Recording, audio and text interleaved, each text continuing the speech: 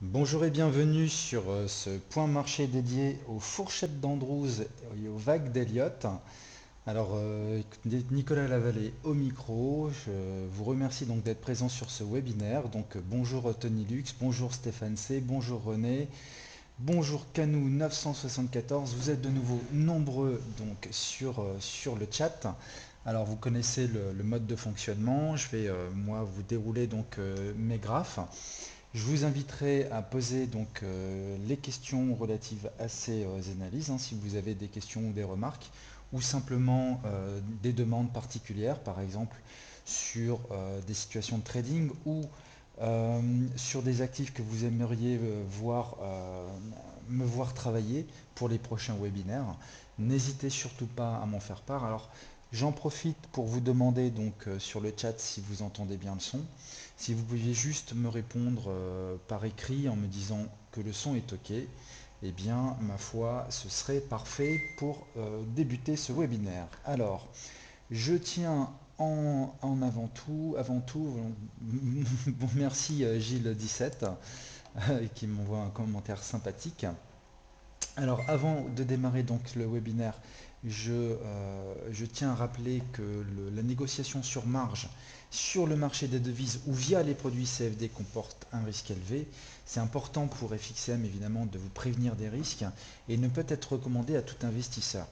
Vous devez donc être conscient des risques associés. Merci pour ton retour Farid, merci Canou 974 et Gilles 17 pour le son fort, son fort et clair, merci même de loin, un Canou 974 qui nous écoute de la Réunion. Alors, donc, risque associé au marché d'échange et aux produits CFD, et n'hésitez pas à consulter un conseiller financier indépendant si vous avez quelques doutes que ce soit. D'accord? C'est très important pour nous de vous rappeler ça en toute transparence.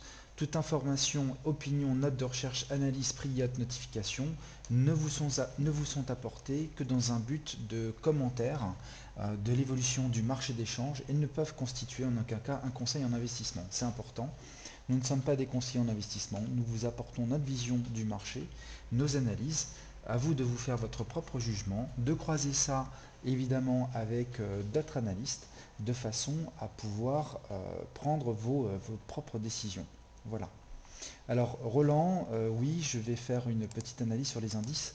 Alors justement, en termes de roadmap pour aujourd'hui, donc nous avons 56 minutes devant nous, 1 heure.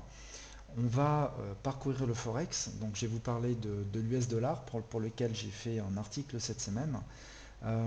L'USD yen qu'on va revoir ensemble, l'euro USD, le GBP, l'euro GBP, l'USDK de la UED USD, petite note sur l'USD TRY, donc c'est la livre turque face au dollar américain. Vous savez que j'avais fait quelques articles sur ce fameux USD TRY, j'avais été vendeur et je vous avais proposé des trades vendeurs assez intéressants. Et j'avais émis un risque haussier en retour d'un bas de canal de régression de moyen terme haussier. C'est ce que l'USD TRY est en train de faire, donc on va y venir. Et évidemment, je vais parler des indices. Je vais peut-être même commencer par les indices, donc CAC 40, DAX et SP500. Ok. Alors, on va attaquer, écoutez, on va attaquer par le SP500. Donc, je vous affiche ma configuration. Donc, en fait, moi, je travaille sur deux configurations différentes, au sens market scope du terme. J'ai en général des vues, on va dire, assez long terme sur une disposition et des vues plus court terme sur une autre disposition. Donc, bon, bah là, vous voyez ici, j'ai quand même des vues hebdo. La plupart de mes vues mensuelles sont sur donc, ma vue de long terme. Et ici, je vais descendre donc, sur des unités qui peuvent être le H4 daily. D'accord. Euh, Bon, pourquoi je fais ça? Parce que ça permet un confort en fait, comme j'ai plusieurs écrans, eh bien ça me permet de mettre sur un écran donné mes vues moyen terme et sur un autre écran mes vues plus court terme. Donc ça me permet très vite, très rapidement de me faire en fait une idée actif par actif d'une part du contexte moyen terme et puis de où on en est en journalier. Et après, je peux être amené à travailler les graphes en H4 pour des prises de position. Euh, alors le NZD USD non, je l'ai pas remis à jour. mais on pourra éventuellement regarder donc Gilles 17 si le temps nous le permet. Ok, mais bon, le NZD USD c'est le petit frère de l'AUD USD, donc ce sont deux valeurs, hein, c'est assez corrélé.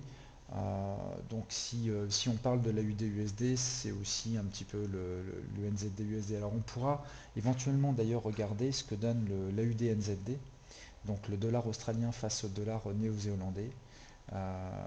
Parce qu'il a du mal, hein. On avait une formation potentielle d'une épaule tête-épaule inversée, mais la ligne de coup n'a pas été franchie et pour le coup on a un AUD qui s'est déprécié face au NZD USD. Donc l'AUD va bientôt arriver sur un bas de canal haussier, on va regarder ça ensemble, mais avant toute chose, je vais vous parler donc de l'US dollar index et puis après j'enchaînerai sur les indices. Donc je me suis posé des questions, hein, sur cette vue moyen terme, hein, sur l'US dollar. Bon, vous reconnaissez la structure, hein, en flat, qui est une structure, hein, qui a pris essence 2007, donc qui a permis donc une explosion des cours, hein, depuis 2011 avec une belle appréciation du dollar et formation d'un canal de régression haussier. Donc vous connaissez mon approche, hein, quand je vois des swing high low comme ça, pour lequel je peux identifier une vague 1-2, donc un nœud héliotiste, eh bien je vais lui poser une fourchette d'Andrews et je vais ajuster cette fourchette d'Andrews en fonction de ce que le marché nous propose.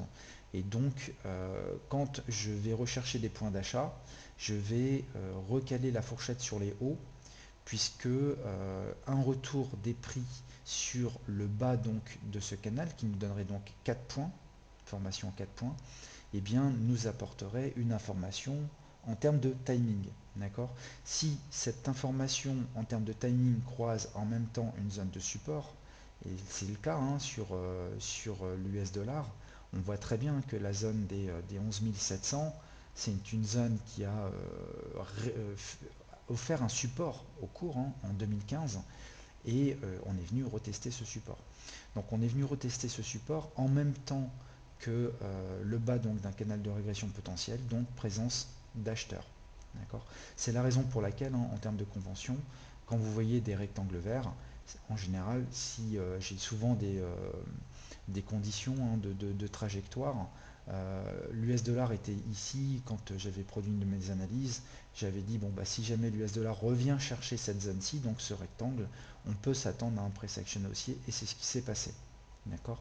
Alors en termes de décompte héliotiste, c'est ce que je vous indiquais dans mon article, on a fait a priori donc une vague 1-2, et je pense qu'ici c'est une structure, donc ce qu'on appelle une structure en flat, hein, au sens héliotiste. D'ailleurs elle porte bien son nom parce que flat ça veut dire plat. D'accord. C'est une structure de consolidation à plat. Et c'est le moins qu'on puisse dire, puisque entre mai 2015 et donc mai 2016, donc depuis un an, eh bien, les cours sont revenus sur le même niveau, c'est-à-dire que les 11 800.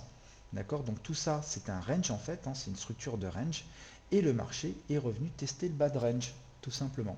D'accord. Donc un bas de range, ça s'achète. Si le bas de range casse, on va vendre sur pullback. D'accord. Mais a priori, un support, ça ne se vend pas, ça s'achète. Si en plus ça coïncide avec des zones de support de moyen terme, et c'est le cas ici, hein, puisqu'on voit bien que le haut de 2009 était justement sur ces 11 800. Hein. C'est un niveau FIBO extrêmement intéressant. Hein. C'est les 100% d'expansion de ce flat. D'accord. Donc on a ici un support chartiste, mais également un niveau clé Fibonacci, et en plus un canal de régression et la ligne médiane de cette fourchette d'Andrews. Donc bon, quand on pondère tous ces éléments-là, franchement, tous ces éléments viennent en support. Ils sont de forces différentes, mais ils s'ajoutent les uns aux autres, et donc une réaction haussière est ici logique. D'accord. Alors après, il y a des cas de figure où ça transperce parce que on est arrivé sur un sommet extrêmement puissant, un haut de marché de long terme, parce qu'il y avait beaucoup de niveaux, donc à ce moment-là, c'est pas ce genre de support qui peut tenir. Mais ici, a priori, c'est quand même un très bon support, donc je ne suis pas surpris de cette réaction haussière. Si on regarde la vue journée, parce que vous savez que sur la plateforme FXM, l'US dollar est un indice, un index qui se trade. D'accord? Alors attention, parce qu'il est plus cher que les indices comme le DAX, hein. Vérifiez bien votre marge et votre taille d'exposition, parce qu'il est en termes relatifs, hein, beaucoup plus cher que les indices, on va dire, actions. D'accord? Mais bon, voilà, c'est intéressant. En tout cas, au-delà du fait qu'on puisse le trader ou pas, il nous apporte quelque part une boussole. Parce que si vous avez un US dollar index que vous voyez sur zone de support, c'est-à-dire une zone quand même intéressante, on va dire pour l'acheter, même si vous ne l'achetez pas lui, c'est intéressant de regarder parmi le panier de devises auquel correspond cet index, donc la livre, on parle de yen, on parle de l'euro, on parle de l'AUD, eh bien, regardez quel est finalement l'actif qui sous-performe le plus. Donc si vous avez un AUD qui sous-performe l'euro ou la livre, eh bien dans ce cas-là, si vous avez un US dollar qui arrive sur un support fort, il est peut-être intéressant de se positionner plutôt sur de l'AUD USD. Vous voyez? Parce que vous avez un dollar qui est fort et un AUD qui est faible. Et donc, forcément, ça va dans le sens d'un mouvement puissant, puisque le dollar va vraiment superformer a priori donc l'AUD. Ok.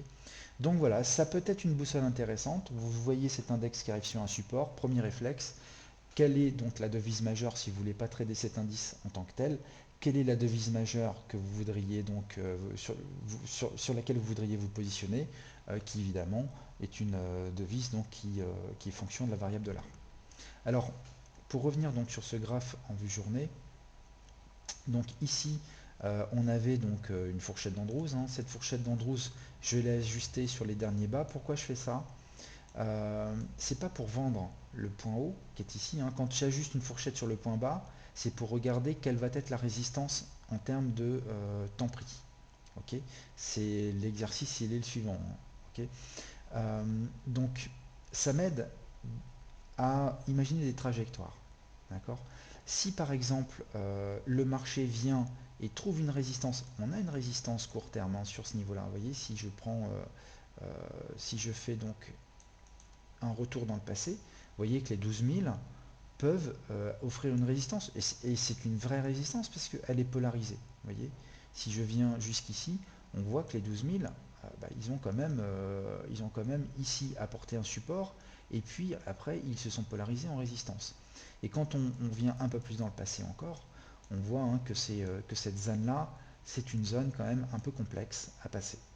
Okay, donc si le marché revient à la tester, vous voyez, on peut quand même se dire que, a priori, une réaction baissière serait logique. Mais c'est David contre Goliath. C'est-à-dire que Goliath, c'est quand même un support qu'on a vu de moyen terme, également appuyé par ce bas donc en mai 2015, d'accord?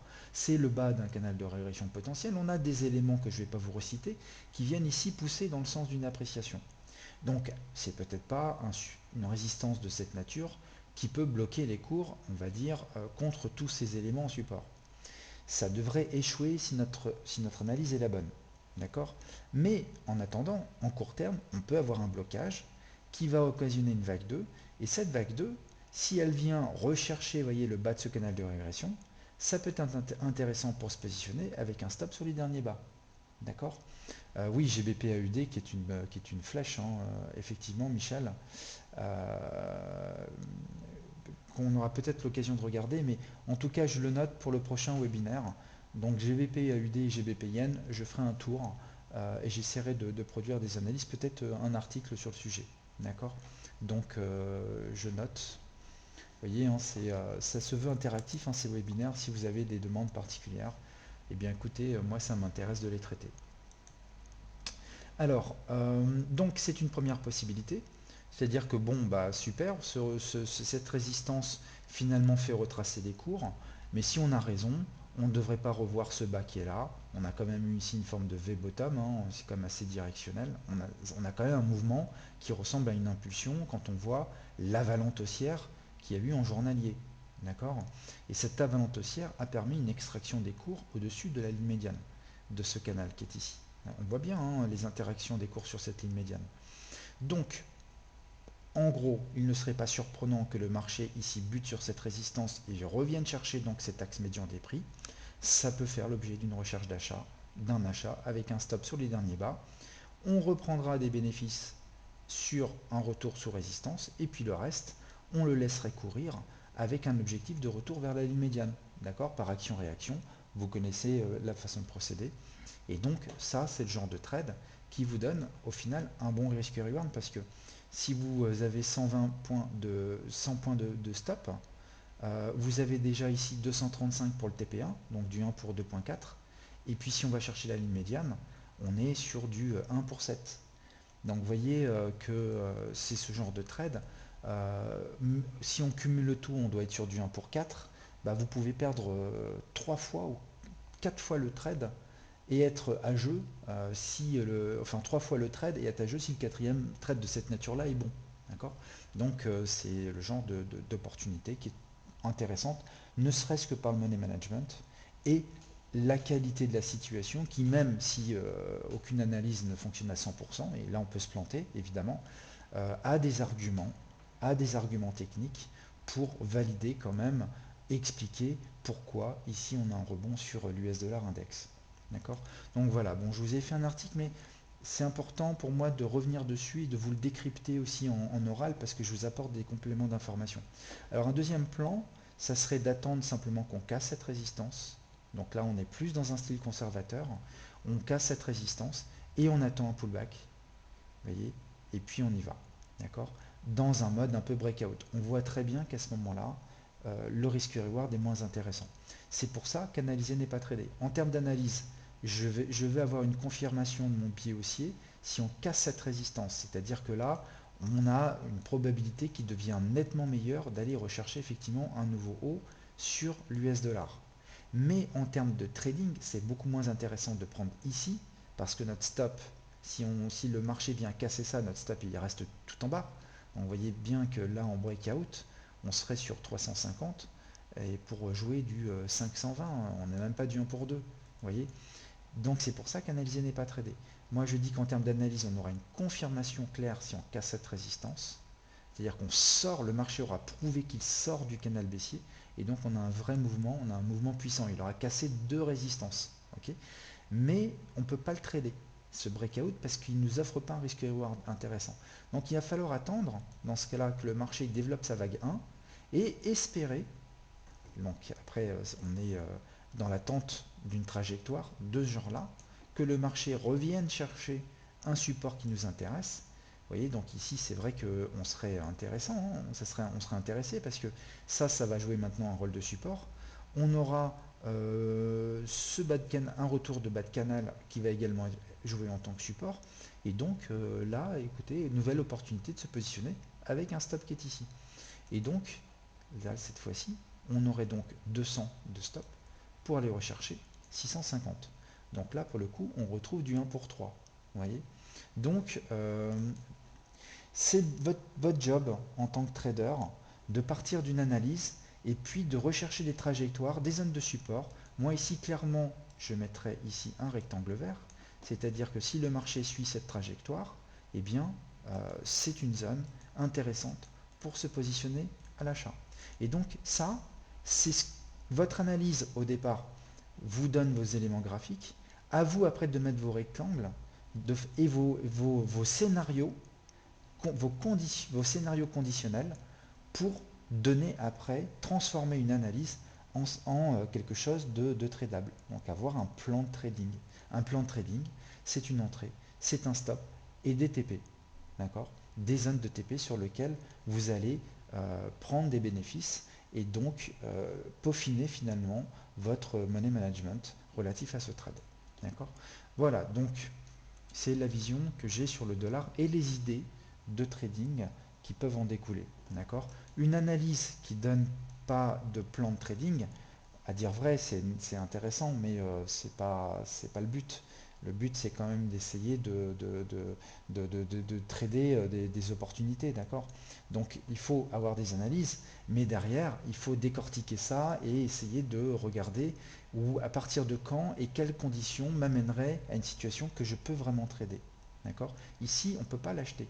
Pourquoi? Parce qu'on arrive sur résistance. Peut-être que ce canal va l'emporter et on va tout casser. Donc bon, on n'a pas de money management pour aller là-haut.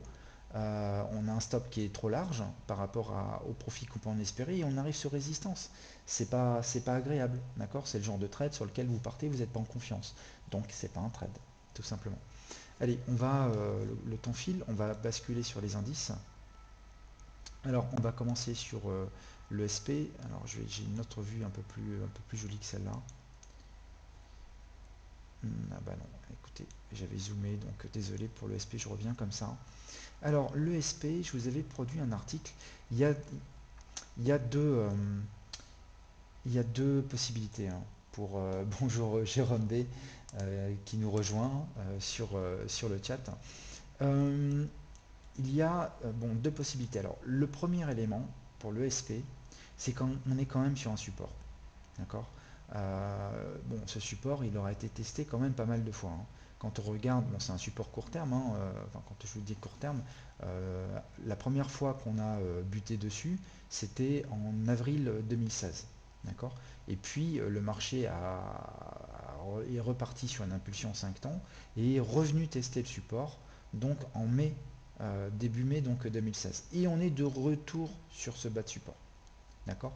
Donc le moins qu'on puisse dire, c'est que pour le moment, tant que ce support tient, on ne peut pas vendre le SP500. C'est parfois il faut dire les choses simplement. Tant qu'on est au-dessus de ce support, eh bien ma foi, c'est pas le moment de le vendre. D'accord. Bonjour Rob. Alors Canou l'US 30, je crois que je dois avoir une vue, donc si elle est acceptable, on va la regarder ensemble. Bon, maintenant, ça, c'est un premier élément. On est effectivement arrivé sur support. Vous allez voir que le SP, il n'est pas simple à trader. En fait, on est dans une situation de range, hein, plus ou moins. On latéralise, hein, sur le SP depuis, écoutez, depuis mars 2016, hein, en mars 2016, on était sur les 2050 et on est de nouveau sur les 2050. Bon, on a fait des plus hauts, etc. Mais bon, vous voyez, finalement, on tricote dans une zone de, grosso modo, voilà, 700 points.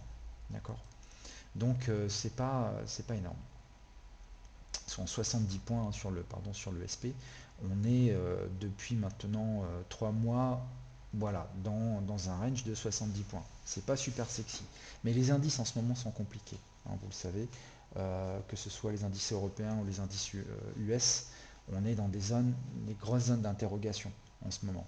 Le marché s'interroge. Et les volumes, d'ailleurs merci à Sylvain d'avoir tweeté ça.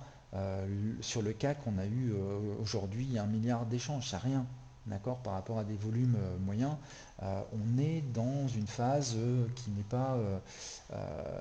pas hyper intéressante en termes de volatilité. Donc, quand on n'est pas dans une phase intéressante en termes de volatilité, qu'est-ce qu'on fait? Oui, oui, je vais y venir, hein, Sophie, sur le TE, évidemment, et d'ailleurs j'en avais parlé à un moment donné sur mon article d'EliFX.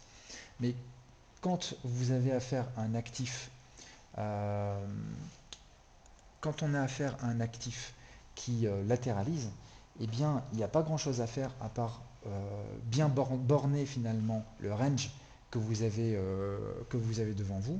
Donc un range, ça ne se définit pas uniquement sur le court terme, hein. Il faut regarder dans le passé quels sont les éléments qui bloquent, hein. Vous voyez, c'est vrai qu'ici, cette zone-là, on voit qu'on a une grosse résistance, hein, sur les 2100, hein, 2110 et même un peu plus haut, hein. Vous voyez, toute cette zone-là, elle est quand même assez moche, hein. On a une vraie résistance à partir des 2100, 2130. D'accord. Dès qu'on dépassera 2130, d'accord, nouveau haut historique sur le SP, je veux dire, tout le monde est d'accord que on repart dans un mouvement bullish, mais on n'y est pas encore, hein. Pour l'instant, ça bloque. Et comme vous le dites justement, donc Canou 974, Sophie 11, on a une constitution potentielle d'une épaule tête-épaule, puisqu'on a la première épaule qui est ici, On a la tête qui est ici et on a la deuxième épaule. Mais pour qu'on ait une épaule tête-épaule, il faut qu'on casse la ligne de cou. La ligne de cou, c'est le fameux support que je vous évoquais donc en début d'analyse. Donc tant qu'on est au-dessus de ce support, c'est-à-dire que tant que la ligne de cou de cette ETE n'est pas cassée, eh bien, il n'y a pas de vente. On ne va pas vendre dessus un support. D'ailleurs, vous voyez, ça continue de réagir. Ok. Et puis, vous avez une oblique qui s'est formée ici. Et si maintenant le marché commence à vouloir travailler cette oblique et qu'on casse cette oblique, votre ETE, elle ne verra jamais le jour. D'accord. Donc une ETE, certes, potentielle à ce stade, on reconnaît bien la philosophie d'une ETE, il n'y a pas de souci, c'est une belle structure, mais qui n'est pas encore validée tant que sa ligne de coût n'est pas cassée. Et qu'est-ce qui se passe si on casse la ligne de coût de cette ETE? Eh bien, je vous ai fait un petit canal. Vous voyez, j'ai repris donc, le swing, la fourchette d'Andrews à l'origine, elle est comme ça. On part donc des points objectifs, bas, haut et bas, et on trace la fourchette. D'ailleurs, on voit que cette fourchette a permis une canalisation des cours, d'accord, et ensuite le marché en est sorti. Vous voyez que quand on sort d'une fourchette d'Andrews, ça ne veut pas dire qu'on est vendeur. Là, pour le coup, vous en avez une parfaite illustration. Quand on casse une fourchette d'Andrews, on passe d'un biais acheteur à un biais neutre, tout simplement. On n'est pas vendeur. D'accord. Et moi, ce que je fais, c'est que je vais maintenant me dire, dans une optique où le marché latéralise, parce que latéraliser, ça veut dire quoi? Ça veut dire que le marché se cherche, donc il accumule de l'énergie. D'accord. Pensez bien que là, sur le SP, il y a quand même des échanges, il y a un combat entre deux camps, et à un moment donné, il y a un camp qui va perdre. Alors, si c'est le camp des acheteurs qui perd, eh bien, vous avez votre TE qui se forme, et puis cassure, et puis vous allez chercher les objectifs de l'ETE. D'accord. Voire plus. Mais si c'est les acheteurs qui l'emportent, eh bien, vous allez avoir cassure de cette oblique, et puis on va casser le haut derrière dans la foulée, parce que on aura latéralisé tellement longtemps, d'accord, ça fait plus d'un mois qu'on latéralise, que quand à un moment donné la décision va se faire, on peut s'attendre à une belle impulsion. D'accord. Si vous deviez mettre des bandes de Bollinger là-dessus, d'ailleurs on va le faire. Bon, moi j'ai pas besoin des bandes de Bollinger pour voir qu'on est en situation de squeeze, mais si on devait mettre une bande de Bollinger, alors, c'est pas ça que je voulais faire, j'ai ajouté un RSI, je vais enlever cette région, je vais ajouter donc la bande de Bollinger, voilà. Et non, je double-clique sur la bande de Bollinger, il me propose le RSI. Alors je vais revenir, je ne vais pas double-cliquer, je vais utiliser les boutons, ce sera plus simple. Donc voilà, je choisis, d'accord, ouais, je choisis ma bande de Bollinger, ok. Sur 20 périodes, au niveau de la moyenne mobile, c'est parfait. Et nous y voici. Donc je vais par exemple me mettre en unité H4. Et en unité H4, quoique on n'est pas en phase de. C'est intéressant aussi quand même, ça peut être intéressant pour ceux qui travaillent avec les bandes de Bollinger. Je pensais vraiment, vous voyez, pour le coup, qu'on allait avoir un resserrement des bandes. Bon, il est en cours en fait. Et c'est logique, quand vous avez vous voyez ici, les bandes de Bollinger qui ont développé leur. On était en phase 1, phase 2, donc phase d'extension des bandes. Les bandes s'écartent ici. Vous voyez, les bandes s'écartent, phase 2. Phase 3, on est en mode un peu rouleau compresseur. Donc les bandes sont parallèles. Et puis phase 4, c'est la phase dans laquelle pour moi on est plus ou moins. C'est-à-dire que les bandes vont commencer à se rapprocher, ce qui est logique après une latéralisation comme celle-là. Bon, c'était juste pour ceux qui utilisent les bandes de Bollinger. Je suis absolument pas un expert, d'accord, des bandes de Bollinger, mais au moins elles sont utiles pour mesurer la volatilité et elles sont très utiles à tous ceux qui font de l'analyse dynamique. D'accord, de l'analyse de la T dynamique. Bon, c'est pas mon truc. Moi, je préfère utiliser les canaux de régression pour canaliser les cours. Je les trouve plus à ma, on va dire, plus à mon style. Voilà, tout simplement. Moi, je respecte tous les outils qui sont utilisés par mes confrères analystes.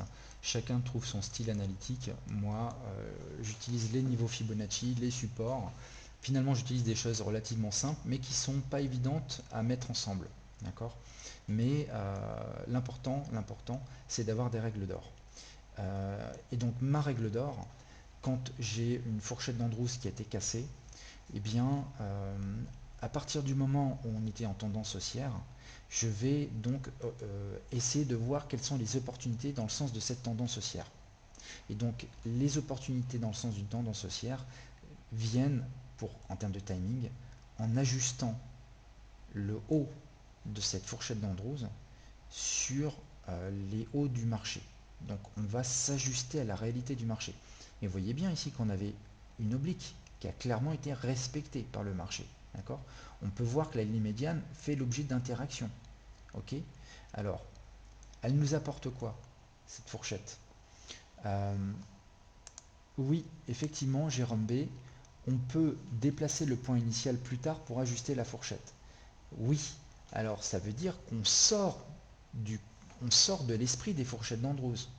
Ce n'est plus une fourchette d'Andrews à proprement parler, parce que même si Andrews lui-même s'accordait certaines libertés, d'accord, l'Andrews est censé se placer objectivement sur les 3 points pivots. Le travail que je fais là n'est plus de rechercher le canal Andrews, c'est rechercher le canal de régression.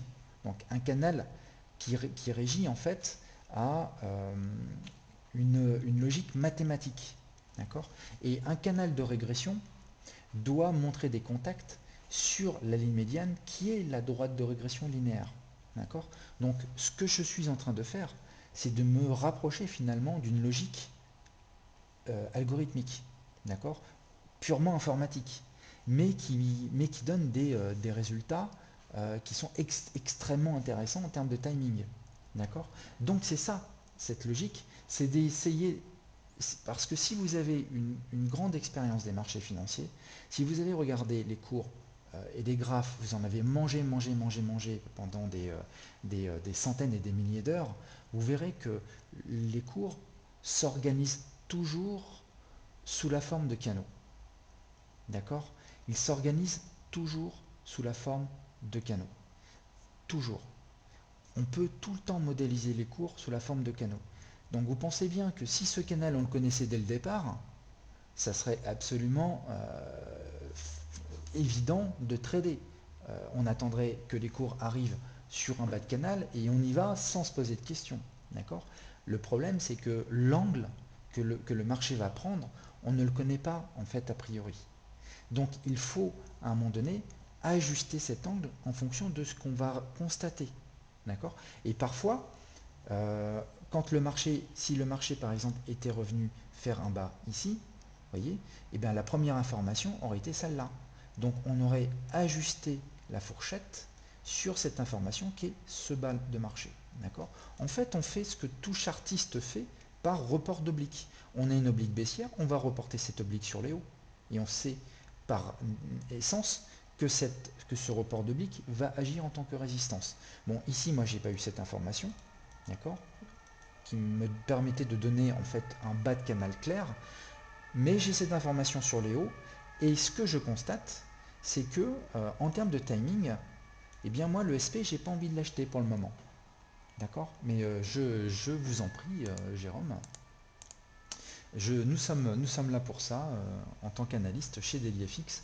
On est là pour vous donner, notre vision et surtout vous expliquer comment nous on utilise nos outils. D'accord ? Après, on n'est pas là pour vendre quoi que ce soit, hein. On n'est pas là pour vous dire c'est ça que vous devez faire. On vous explique ce que nous on fait et après à vous de prendre finalement les outils, les méthodologies qui correspondent finalement le mieux à votre propre style, tout simplement. D'accord ? On n'a pas de, on n'a pas de, il n'y a pas de système d'analyse mieux qu'un autre. Ce qui fait qu'une analyse est meilleure qu'une autre, c'est le temps que vous allez passer dessus et les croisements que vous allez faire dans les différentes unités de temps. Si vous arrivez à un moment donné à avoir des moyennes mobiles, plein de choses qui viennent se croiser sur cette zone-là, vous savez, en fait, pour avoir discuté avec Patrick Riguet, hein, que vous connaissez sur DailyFX, hein, puisqu'il émet des analyses Ishimoku, souvent on trouve des seuils analogues. Pourquoi ? Parce que dans Ishimoku, il y a du Fibonacci.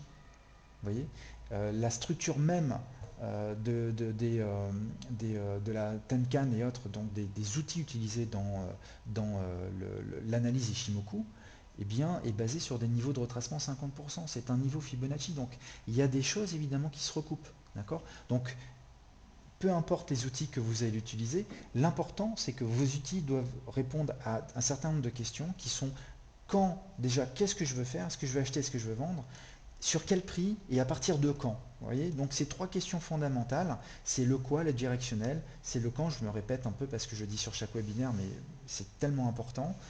Quel est le prix et le timing, vous voyez. Et bien le prix, un support, c'est intéressant.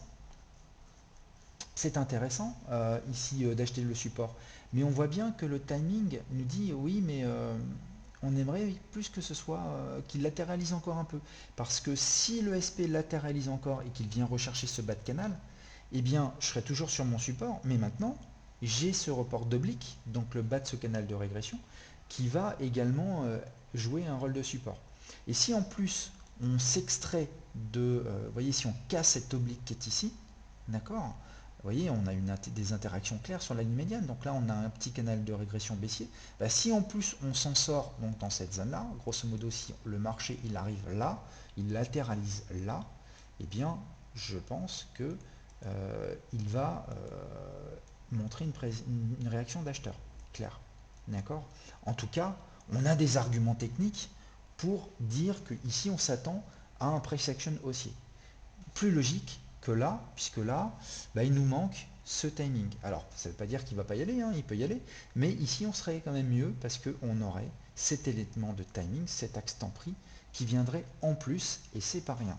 D'accord. Alors maintenant, qu'est-ce qui se passe sur le SP? Bah, vous voyez, sur le SP, hein, le problème, c'est qu'on bloque hein, toujours sur, on fait un zigzag, hein, c'est un drapeau hein, sur le SP.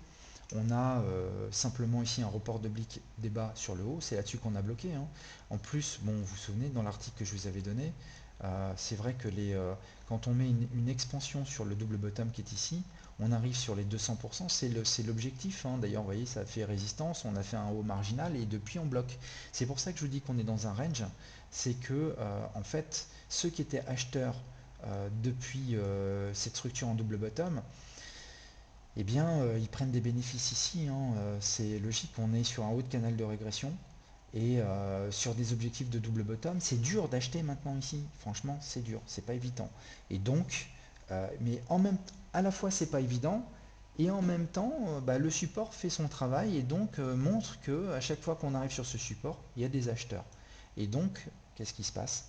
On latéralise, on accumule de l'énergie jusqu'à un temps où jusqu'à un moment où un des camps va perdre.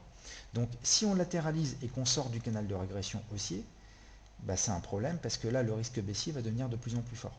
D'accord. Vous voyez, je mets le range comme ceci. Donc on a un range et le temps est important.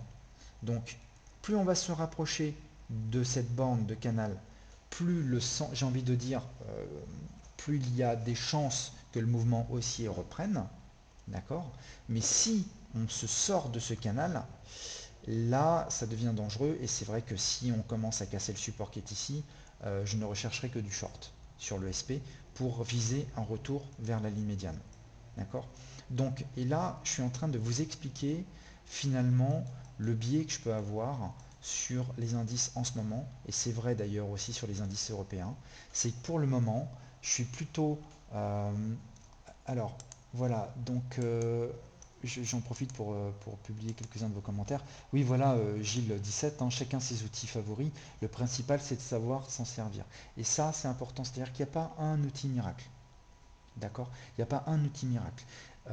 Mais chaque outil doit vous permettre de répondre aux trois questions que je vous ai dit. Hein. C'est quoi, qu'est-ce qu'on cherche à faire, quand on cherche à acheter et à quel prix. Ok. Voilà. Si vous avez un outil qui vous permet de répondre à une des trois questions, mais que le timing, vous n'avez pas d'outil, à vous de trouver l'outil qui va vous permettre de répondre à cette problématique de timing. Répondre, ça veut dire que vous aurez tout le temps raison, mais ça veut dire que ça va vous apporter, ça va vous permettre de positionner une contrainte supplémentaire, des niveaux de résistance dans le temps, donc une résistance dynamique, hein, des obliques par exemple. Les obliques, ça répond à des problématiques de timing. Un support, non. Vous voyez, hein, ici, si vous aviez acheté là, bon bah ok, mais là, vous êtes toujours ici, puis là, vous êtes toujours là. D'accord. Vous n'avez toujours rien gagné. Donc vous avez acheté le support, ok, mais vous n'avez rien perdu, mais pour l'instant, vous ne gagnez pas d'argent.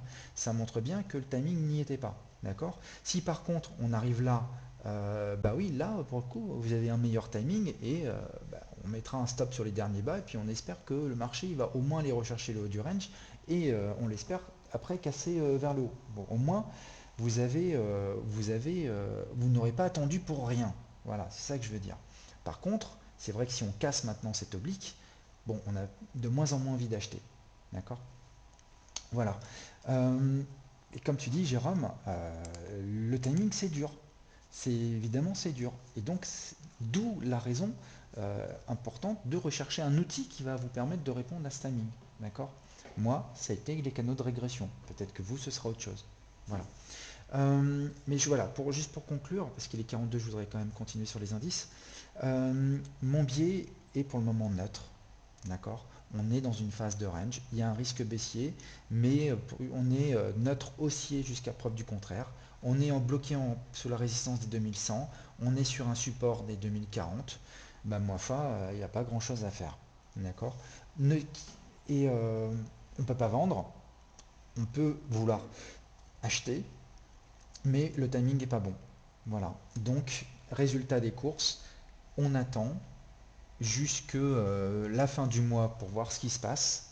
Et puis si jamais le marché finalement réagit pas sur la zone, on sortira. Et si on casse ce canal-là, on va commencer plutôt à essayer de rechercher des plans bearish, d'accord, sur le SP, pour viser un retour vers la ligne médiane. Et là, on retrouvera des supports pour plutôt rechercher des achats vers au moins le haut du canal. D'accord. Donc, voilà mon plan macro sur le SP. Ok. D'un point de vue des comptes Elliott, si on prend un peu plus de distance, hein, ici, bon, c'est toute l'ascension qu'a connu le SP ces dernières années. Je ne vais pas revenir en arrière. On a fait donc un retracement en 3 temps, ABC, donc c'est un pur drapeau, ce qu'on appelle un zigzag d'un point de vue idiotiste. Donc là, on a pu trouver la vague 4. Le problème, c'est qu'on peut encore latéraliser. C'est-à-dire qu'on peut ici en fait avoir fait qu'une vague. Excusez-moi. On peut avoir fait en fait une vague en 3 temps, donc A, B, C, donc on aurait fait une vague W avec une vague X et on repartirait après pour une vague Y baissière. D'accord? Et du coup, formation d'une fourchette d'Andrews de ce genre-là. On va chercher le bas, on va chercher le haut, voyez, et nouvelle fourchette d'Andrews. Et quand vous regardez ça, il est intéressant de regarder quels sont les contacts sur la ligne médiane pour essayer de valider la pertinence d'une fourchette d'Andrews. Et ben, vous voyez, quand on regarde cette ligne médiane, voyez, regardez le cours, on a l'impression qu'il en a tenu compte quelque part. Donc, c'est pas impossible que cette fourchette d'Andrews fasse son travail. Et à ce moment-là, l'objectif, c'est un retour des prix vers cette fourchette d'Andrews, dans un premier temps. Mais si c'est le cas, ça veut dire qu'on aurait fait une vague WX et une vague Y qui peut nous emmener tout en bas du canal. Donc vous voyez, avec une grosse dépréciation à venir. Je ne sais pas répondre à cette question et je pense que personne ne sait répondre à cette question. Tout ce qu'on sait, c'est que, alors pour moi, tout ce qu'on sait, c'est que on est actuellement sur des hauts de marché et que franchement, il faut être super prudent et ne chercher que des positions court terme. D'accord? Avec des prises de bénéfices court terme. C'est-à-dire que ici, tant qu'on n'a pas cassé finalement les 2110, la résistance du haut, eh bien le risque que cette résistance finalement continue de faire son travail reste très présent. D'accord? On est dans un range très serré, c'est pas évident. Donc, prendre des positions court terme, ça veut dire des stops relatifs à des positions court terme et puis des prises de bénéfices rapides pour neutraliser votre trade, le risque que vous prenez sur votre trade. Donc si par exemple le SP devenait revenir ici, alors moi je suis toujours en train de streamer. Alors attendez, j'indique ça sur le chat, je suis toujours en cours. Donc peut-être que ça va revenir. C'est peut-être... Bon, bah, en tout cas, je continue. Vous aurez la suite sur la vidéo. Je l'indique sur le chat. Je continue. Vous pourrez voir le détail. Vous pourrez consulter tout le webinaire en vidéo. Voilà. Donc, bah, écoutez, c'est une coupure internet, malheureusement. moi je continue, je vous confirme que je continue en fait à diffuser. Et donc voilà, d'accord. Donc des plans plutôt court terme, c'est-à-dire des achats sur support une fois qu'on sera arrivé sur le canal, le bas du canal de régression, avec des TP qui seraient TP retour de résistance, TP1, et puis on met vite en fait un stop sur le point d'entrée, et puis on espère que le SP va franchir donc des nouveaux hauts, d'accord. Mais il y a une vraie incertitude, d'accord. Et si au contraire on devait euh, on devait donc casser ce support en sortant de ce canal de régression, et bien à ce moment-là, on aurait des stops sur le haut du range, on va viser un retour sur la ligne médiane en TP1 et en TP2, on laisse traîner pour rechercher le bas de la fourchette d'Antrous tel que je vous l'ai montré. D'accord. Alors oui, donc Vandervey, je mettrai le lien, euh, sur Twitter. Je l'indique sur le chat, je mettrai le lien sur Twitter. Voilà, donc c'est la magie du direct, hein. On a parfois des petites coupures techniques. Voilà. Alors, on va regarder ensemble le CAC 40 et le DAX. Et puis, bah, écoutez, bah, ce sera un point, ça aura été un point marché dédié aux indices, hein. C'est vrai que bon, j'avais une roadmap toujours ambitieuse, hein. C'est vrai que je fais un webinaire par semaine. C'est jamais évident de balayer beaucoup d'actifs. Soit on le fait en profondeur, soit on fait en largeur, c'est-à-dire qu'on va très très vite. Soit on prend le temps d'analyser chaque finalement actif et on décortique les plans. Je pense que les deux sont intéressants. C'est intéressant aussi de décortiquer, c'est ce que j'ai fait aujourd'hui. Ça vous permet aussi vous de mieux comprendre comment une analyse se transforme en termes de trading et derrière en termes de money management. Alors si on regarde donc le CAC 40, alors nous allons y aller de suite. Le CAC 40, vous voyez, lui, il est sous-performe, hein, le SP. Le SP était déjà tout en haut, hein, de son canal. Ici, vous voyez le CAC 40, j'ai symbolisé un petit rectangle. Les cours sont revenus tester la ligne médiane, hein, de ce flag, hein, qui est ici. On a un joli drapeau, hein, baissier, hein, sur le CAC 40. Hein, pour le coup, on ne peut pas le louper. Et donc, même question, hein, que sur le SP. Est-ce que nous avons fait notre vague ABC et donc ici fin de vague 4 et donc on s'attend maintenant à ce que finalement le CAC 40 reparte à l'assaut de ses plus hauts, d'accord. Ou est-ce que tout ça va pas se transformer en combinaison double, c'est-à-dire que nous aurions une nouvelle fourchette d'Andrews qui apparaîtrait, donc on aurait ici donc A, B, C, donc W, un point X qui serait sur les plus hauts, vous voyez, et puis une fourchette qui pourrait prendre cette allure-là.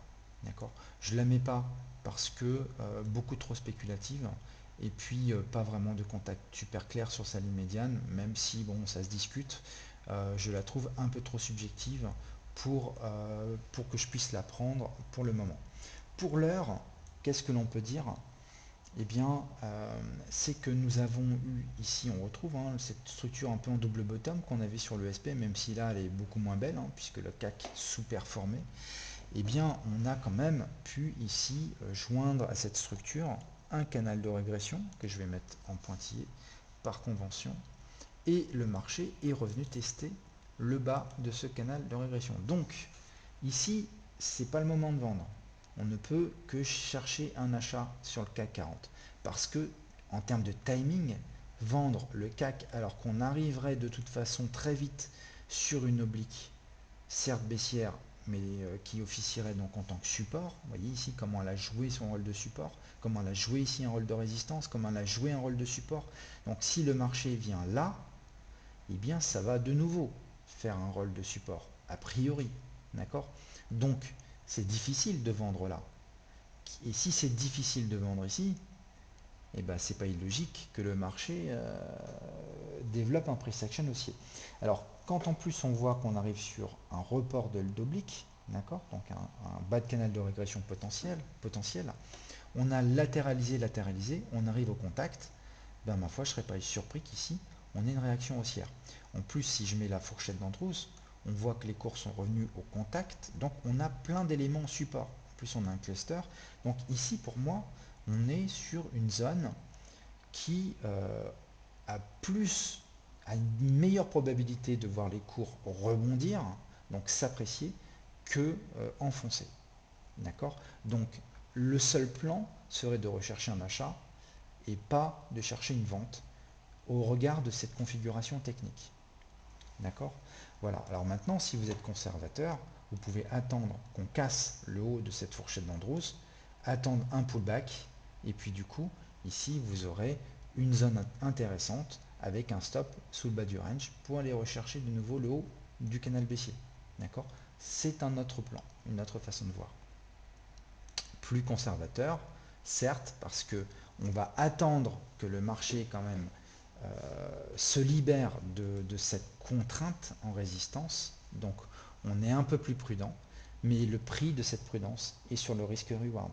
Parce que si vous achetez sur la rupture de ce range, d'accord, on va attendre, ici on a un range, d'accord, si on achète la rupture de ce range avec un stop ici, c'est quand même mieux en termes de risque reward que d'acheter quelque part ici, parce qu'il va falloir attendre une bougie clôturée avec un stop qui de toute façon resterait le même.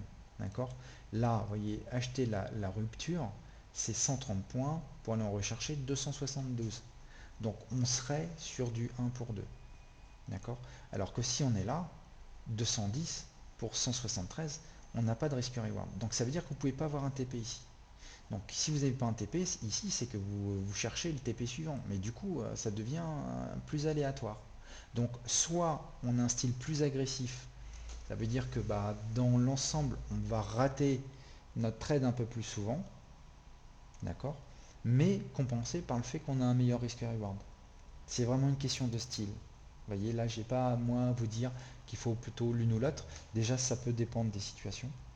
Parce que parfois ici la zone est vraiment un peu tricky, on est quand même, il y a des éléments subjectifs, donc c'est pas, on va pas acheter. Par contre, c'est vrai que si on casse ça, ok, le marché s'est décidé. Voyez, donc c'est une façon, on va dire, de limiter le risque d'avoir tort, d'accord. Mais il y a toujours un coût, c'est en termes de résultats affinés, donc le money management. Et donc il faut pondérer l'une ou l'autre des stratégies et voir finalement celle qui vous amène sur le long terme les meilleurs retours financiers. D'accord. Alors, donc ça c'était le CAC 40. Le DAX. Alors le DAX me plaît moins que le CAC parce que vous voyez le CAC on est arrivé sur zone alors que sur le DAX pas du tout. D'accord. Si je devais faire donc mettre le même prolongement, hein, vous voyez, donc en ajustant donc le canal de régression, eh bien, il faudrait que, vous voyez, que le DAX latéralise un peu plus encore. En fait, le timing est beaucoup moins bon. En gros, si on a raison et qu'on est bullish sur les indices, c'est-à-dire qu'on a fait une vague 1 et puis on a fait une vague, vous voyez, A, B et C, donc un flat en fait, d'accord, une latéralisation, une consolidation, c'est la forme d'une latéralisation, eh bien, le CAC 40 me semble plus attractif d'un point de vue timing parce qu'on arrive en bas de canal. Donc, si je devais acheter l'un des deux, je préfère acheter le CAC. D'accord. C'est plutôt comme ça que je dirais que j'avancerai les choses. Voilà. Alors, on va en profiter donc sur le CAC 40. Est-ce que j'avais un décompte à vous donner? Bon, il est à peu près du même genre, hein. Sur le DAX, on avait un flat. Ici, on retrouve donc une vague 1 et puis une vague 2 qui est plutôt ici maintenant. Donc A, B et C. D'accord. Vous voyez, d'ailleurs, j'ai dû mettre une expansion Fibonacci, je pense. Sinon, je peux la mettre. C'est-à-dire que je vais mettre une expansion qui va relier les points relatifs à cette consolidation à plat. D'accord. Donc, vous voyez, je prends le point le plus haut, le point le plus bas, et on va rechercher le niveau des 100%. Pourquoi le niveau des 100%? Parce que c'est un objectif de fin de consolidation. Et que ce niveau des 100%, je vais rajuster la fourchette ici, et que ce niveau des 100%, eh bien, va agir comme support. Et vous voyez ici la mèche, regardez, c'est très précis, vous voyez la mèche, elle a été chercher pile le niveau des 100%, et réaction haussière directe dans la foulée. Donc ça veut dire quoi? Ça veut dire qu'il y a des acheteurs qui se sont positionnés ici avec un stop là. Tout simplement. C'est la raison pour laquelle, si le marché finalement sort de ce canal et vient casser le bas qui est ici, on peut avoir une accélération. on peut avoir une accélération parce qu'il y a des stops qui vont s'enclencher en fait. Vous voyez, c'est pour ça que si on arrive dans cette zone-là, bah écoutez, ça veut dire que le marché se serait affranchi de la ligne médiane, qu'il aurait cassé un support, et donc là, bah écoutez, la probabilité qu'il aille rechercher donc le niveau suivant des 4000 en fait, hein. Vraiment, hein, le risque serait là, hein. Mais pour le moment, c'est spéculatif de dire ça. Pour le moment, tout ce qu'on sait, c'est qu'il est sur support, qu'il arrive d'un point de vue timing sur un bas de canal de régression. On a eu une belle impulsion quand même au niveau, sur le niveau donc des 3009, latéralisation à plat, donc prise d'énergie, un peu comme sur le SP, un peu bon, bah, comme sur le DAX. Peut-être que le CAC va partir un peu avant, on verra, hein. Peut-être qu'après, le marché ne va pas tenir compte de la mèche qui est ici, hein. C'est pas impossible, hein. Et donc il y a une marge d'erreur, hein. C'est pour ça que par convention j'ai mis en pointillé, hein. Peut-être que le marché va vouloir finalement plutôt suivre cet angle qui est ici. Vous voyez, donc plutôt être sur les clôtures. C'est marginal, mais pas impossible. D'accord? Auquel cas, ici, on est sur résistance et on voit à ce moment-là, on serait plus comme dans une logique sur le DAX avec un marché qui peut encore latéraliser en bas. Mais c'est spéculatif. Honnêtement, pour être objectif, on cale sur les vrais prix, sur le plus haut. D'accord? Ça, c'est une règle objective. Quand on commence à jouer sur des niveaux de clôture d'un côté et de l'autre, on n'est plus objectif. On devient subjectif. Là, pour le coup, je suis objectif, je prends le prix le plus haut. Ok?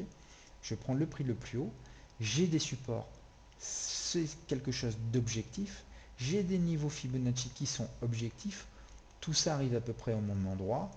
Bon, bah ma foi, ça peut être intéressant. Mais on attendra de casser cette résistance qui est là, vous voyez, la résistance des 4375, 4390. D'accord? Pour se dire, ok, ben voilà, le marché a bien vu cette zone de support et il est en train de s'en extraire par le haut. D'accord? Auquel cas, vous avez un stop qui est clair, un point d'entrée qui est, ma foi, objectif en termes de stratégie, et puis des TP qui sont logiques. D'accord? Donc vous avez une situation tradable. Voilà. Bon, rapidement sur l'euro USD. Alors l'euro USD, vous savez que vous avez une corrélation inverse entre l'euro et les indices européens. Bien ma foi, hein, je vous avais indiqué ici, je prends donc une minute pour terminer sur l'euro. Je vous avais indiqué donc que cette zone-là, hein, ici les 1,17, donc j'avais fait un rectangle entre les 1,50, bon après c'est jamais très précis, hein, les 1,16 et les 1 et les 1,17. Donc cette zone-là était susceptible de faire réagir les cours à la baisse. Et que en fonction de price action, on pouvait se positionner avec un stop sur les derniers hauts pour aller viser un triangle. D'accord? Parce que l'euro est en train de latéraliser depuis maintenant, voyez, un an, un peu plus d'un an. Il latéralise avec des vagues en trois temps. Et ça, c'est potentiellement le signe d'un triangle. Et donc, ces fameux 1,17 étaient une zone de recherche de short. On a eu ici une petite étoile filante, une étoile du soir, d'accord, qui a été confirmée par la bougie suivante, et depuis, l'euro se déprécie. Donc il y avait potentiellement ici une opportunité de trading, d'accord, sur la base de cette analyse qui nous dit que nous arrivions sur la ligne médiane d'une fourchette d'Andrews, donc un objectif de prise de profit, sur des niveaux de résistance. Alors c'est vrai que les 1,17 ça aurait été mieux parce qu'on avait un peu plus de... On aurait vraiment touché le seuil Fibonacci. Bon bah le marché, vous voyez, a échoué quelques pips avant et donc est parti. Donc là l'objectif, hein, bah, c'est les 1,11, hein. C'est retour maintenant ligne médiane de cette fourchette d'Andrews qui est ici, donc 11, qui est également, vous voyez, le bas de cette fourchette également présente sur ces trois points là. Donc là, on peut s'attendre à une réaction haussière, hein, sur les 1,10, sur les 1,11, sur les 1,11 en fait, hein, tout simplement. Donc c'est un TP si vous étiez vendeur. Alors après, c'est ce que je pense et ce que j'espère, c'est que le marché va aller rechercher le bas du triangle. Auquel cas, ça veut dire qu'il ne faut peut-être pas tout encaisser si vous étiez vendeur sur donc les 1,15, 1,15 ou 1,16 ou 1,17, enfin sur les 1,16 plutôt. D'accord? Mais en tout état j'ai envie de dire, en termes d'état des lieux, C1.11 devrait réagir, puisqu'on a quand même des supports de différentes natures, hein. C'est des supports chartistes, c'est une oblique haussière, c'est la ligne médiane de cette fourchette, donc là il y aura des prises de bénéfices, d'accord, faites pour tous ceux qui auront vendu en court terme, par des opérateurs qui auront vendu en court terme sur le niveau des 1,16. Donc c'est pas ici, j'ai envie de dire, illogique que de faire de même, de manière à neutraliser complètement votre risque, même si vous visez beaucoup plus bas sur l'euro USD. Voilà, bon bah écoutez, l'heure s'est écoulée, donc bon bah désolé pour les petits incidents techniques, hein, on a eu une coupure internet qui a cassé le webinaire, mais moi j'ai pu faire donc l'enregistrement jusqu'au bout, donc je vais publier cette vidéo sur la chaîne YouTube de DailyFX, et donc ma foi, bah, si vous écoutez ce commentaire, c'est que vous êtes sur cette chaîne YouTube DailyFX et que vous avez pu donc m'écouter jusqu'au bout de ce webinaire. Je vous remercie et je vous dis donc au prochain webinaire, donc mercredi prochain, même heure, 16h, donc 16h 17h, et donc prochain article publié sur DailyFX donc ce soir, et puis nouvel article demain, et ainsi de suite. Vous connaissez mon rythme de publication. Merci encore de m'avoir écouté jusque-là, et je vous souhaite donc une très belle journée et une belle fin de semaine. Merci à tous.